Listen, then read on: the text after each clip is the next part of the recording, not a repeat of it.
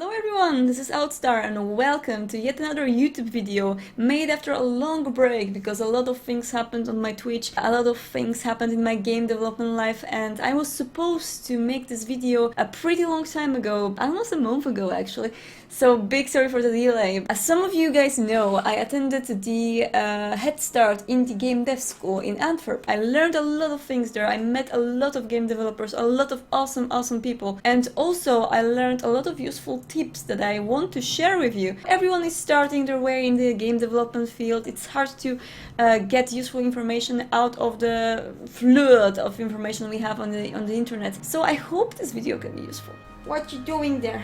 What you doing? I'm making the first video in a month, boy. What you say?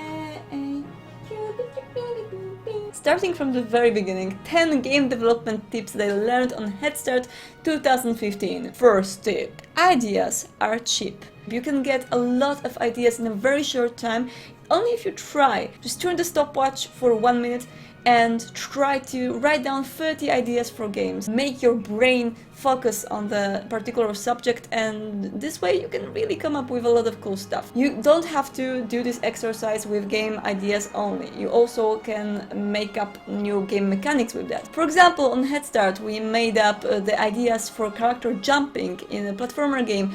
We had to, I think, make up 30 ideas in 2 minutes, and some of our ideas were really cool and really worth implementing in the real games. Idea number 2. You don't need a game doc. Yeah, you actually don't.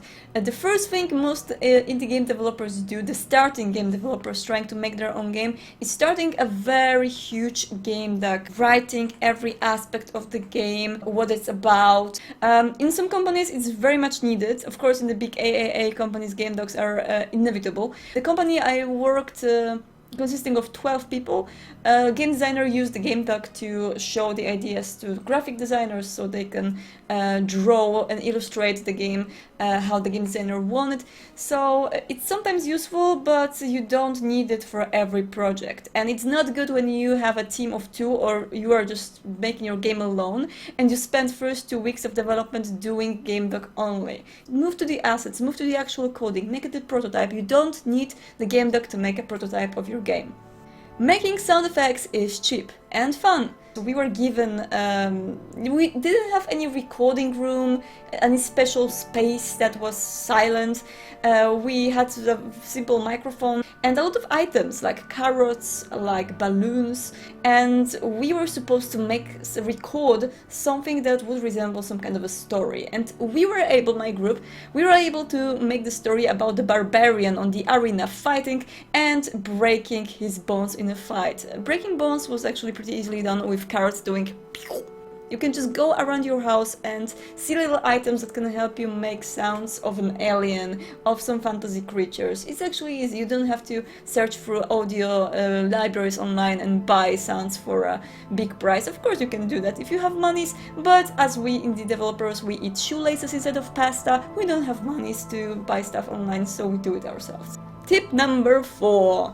Game design patterns are everywhere. We had a wonderful workshop with people from Tale of Tales, you know, the guys who made The Path and other wonderful art games. They took us to the church, the cathedral in Antwerp, and they told us to find game design patterns in the place. Because I'm mostly a concept artist and I love playing with color, with light, I was really drawn to the light part of the cathedral, and I saw that the bottom levels of it are in warm tonations, you know, they're dark, but also cozy, you know, there are a lot of candles everywhere, and when you look up to the heavens, so to say, you can see all the cold tonations, all the white colors, all the light blues. There's a very weird comparison I made, World of Warcraft and the cathedral. Think about World of Warcraft. When you start playing, for example as a human or as a blood elf, you start in an area full of warm colors. They all resemble something familiar, something home-like, something, the environment you feel safe in. Then when you venture through the landscape of Azeroth and you go to the follow the lands where you can actually die because stuff is starting to get dangerous. I think the best part was the Wrath of the Lich King expansion and the last location in there where the Lich King lives. Everything was really dark in there, greens, blues. You felt absolutely non-familiar to that place. You felt like the enemy is everywhere. You are not welcome here, go away. Although in Cathedral, of course, Heavens is probably welcoming and beautiful, it's also something we as humans, we don't know, it's not familiar for us. So that's why these cold colors and something not of this earth, because earth is usually full with warm colors, is resembling something new, something we venture to, like the end of our journey. The other very interesting part of that was when my Jewish friend from Headstart, he wanted to go in the church with a hat on, and he was told at the entrance that he has to put this hat off his head. He was not really happy to do that. Oria from Tale of Tales, she approached him then, and she told him, see, this is exactly what game design is. We are making the player do something. For example, there are games in which you can't jump. There are games in which you can't go through the door. The player has to obey the rules in the game you make. This was exactly what the game design is. Tip number 5. Sign agreements, save your shares. Now going to a little bit more of a business side. I think the best example are the game jams. When you start doing a game with 5 people during 48 hours, you work wonderfully, everything is great, the team is fantastic. You win the game jam, and what you want to do, start the company right away and do your game, finish it and put it on the market. You don't have the guarantee that these 5 people you worked with during the game jam will stay with you for the next year, the 2 years or 3 years of the game development. What if they will go away, saving the shares they had for the elements of the gameplay, and you still have to pay them? You have a company consisting of 2 people, you don't have enough manpower to earn this money, and yeah, that's not a very good position to be in, especially at the very beginning of your business. Big team equals big problem. You don't need a big team for your first game. You don't need to have a sound designer at the very beginning of your indie game development career. You can do a lot of stuff yourself. You have no idea how many things you can do yourself if you just focus on it and just learn online. You don't need to pay money for that. You don't need to buy assets. Just do it. Of course, you can't be a one-man army forever. You will probably have to commission some other people to do some stuff for you. If you have the funds, then you also will know that some people can do some stuff better than you. So it's good to invest money into other people. But if you want to have a consistent team of 5 people and you want to pay them salary every month, just think about the average salary for the IT person in the business and try to multiply that by 5. This is the cost of your company per month. Also the insurances, also the location, if you rent an apartment or a studio or anything. Crazy. It's crazy. Tip number 7. Juice it. Juice it, I mean, what does juice mean? What is juicing it? You should probably play games. If you are a game developer and you don't play games, then something is going wrong in here. I just think. The thing you want to do is to check out the other indie games that you enjoy, get into the game. You don't pause it, just stay on idle and just watch. The good example is Hotline Miami.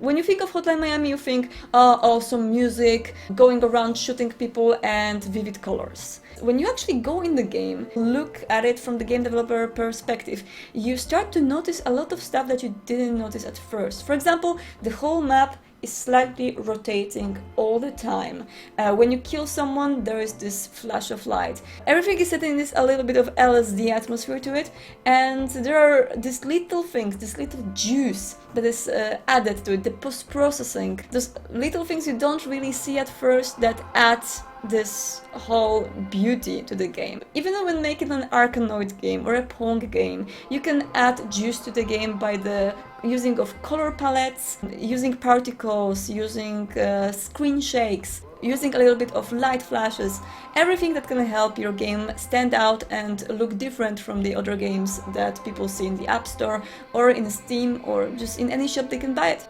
Tip number 8. Simple flowcharts can really improve your game. This was a very cool workshop with Erin Robinson, the author of Gravity Ghost. She told us to write down the nouns, the words that will describe what is actually in the game. So in Pac-Man, we have the Pac-Man, we have ghosts, we have fruits, we have points. Then you add the verbs, and the verbs connect all these nouns together. So the Pac-Man, when he eats the fruits, he eats the ghosts, but ghosts eats Pac-Man. These little verbs that will connect everything on your flowchart. When you have your own game idea, just try to do a little bit of flowchart, just try to connect things together and see if you can maybe make more connections, so more things in the game can affect each other, and also if there are some parts of the mechanics that really stand out and are not needed inside your game. Tip number 9. Networking is a must. Weird clothes can help. You should go to the conferences, you should try to make contacts in the industry, because people can really help you. You have to remember that when you actually are going to some kind of a conference, don't stay with your friends only. Try to make new friends. Also, always have your business cards. I always forget about it and it's not a very good idea. And last tip, tip number 10. Speak about your game.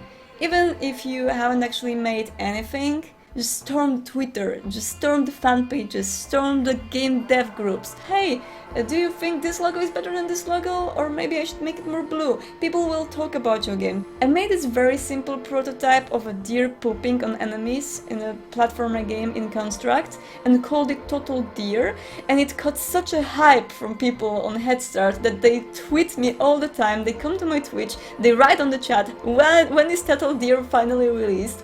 So, you know, with these very, very easy measures, you can actually make your game, get the hype, get the hook, and get it out there. Don't be ashamed, don't be afraid of talking about your game. You can do the promotion of your game every day. Whatever you do publicly about your game, it's a promotion. So just do it, and don't worry about it. Everything will come in time.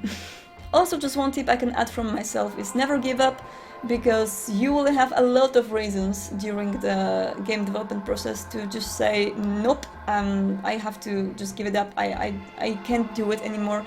It's bringing me no money, it's bringing me no fame, it's bringing me no stuff I wanted to have. I don't have the villa of Notch, I don't have, no one knows me, 10 people follows me on Twitter, it's terrible.